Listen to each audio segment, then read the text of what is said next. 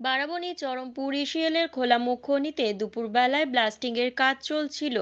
এর ফলে পাশের ফরিদপুর গ্রামের প্রায় 10 থেকে 12টি বাড়িতে বড় বড় পাথর উড়ে এসে চালের মধ্যে পড়ে বলে স্থানীয় বাসিন্দাদের অভিযোগ। এরই জেরে স্থানীয় বাসিন্দারা ক্ষোভে ফেটে পড়ে। ক্ষুব্ধ বাসিন্দারা মাইন্সের কাজ বন্ধ করে দেয়। ঘটনাস্থলে সিআইএসএফ এর একটি প্রতিনিধি দল এসে বাসিন্দাদের সঙ্গে কথা বলে। পরে পুনরায় আবার কাজ শুরু হয়। এ বিষয়ে আমরা কথা বলেছিলাম স্থানীয় বাসিন্দাদের সাথে। तो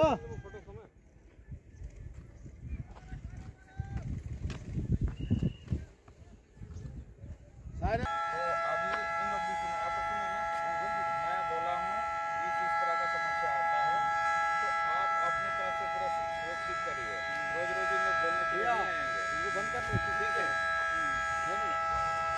बैठा हुआ काम भी सरकार का आदमी है ना, वो लोग क्या सोचते हैं भाई काम आपको भी नहीं भगा रोकना लेके है जाओ। और उनका किसी का सेफ्टी के लिए भगा रहे हैं ना। আজকে ওই আমাদের গ্রামে যে সেল কোয়েল মাইন্স চলছে সেটা প্রত্যেকদিনই ব্লাস্টিং হয়। তো প্রত্যেকদিনের ক্ষেত্রে আজকের ব্লাস্টিংটা অনেকটাই বেশি।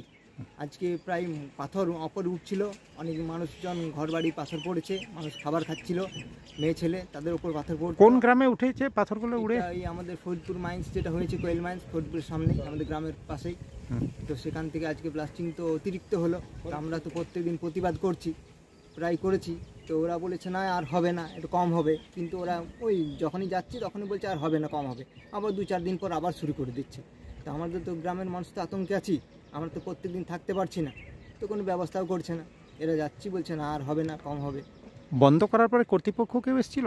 না, সে এসে বেসছিল, ওরা বন্ধ হচ্ছে, ওরা বলছে আর কাল থেকে হবে না, কিন্তু আবার 2 দিন পর আবার সেম কেস হচ্ছে।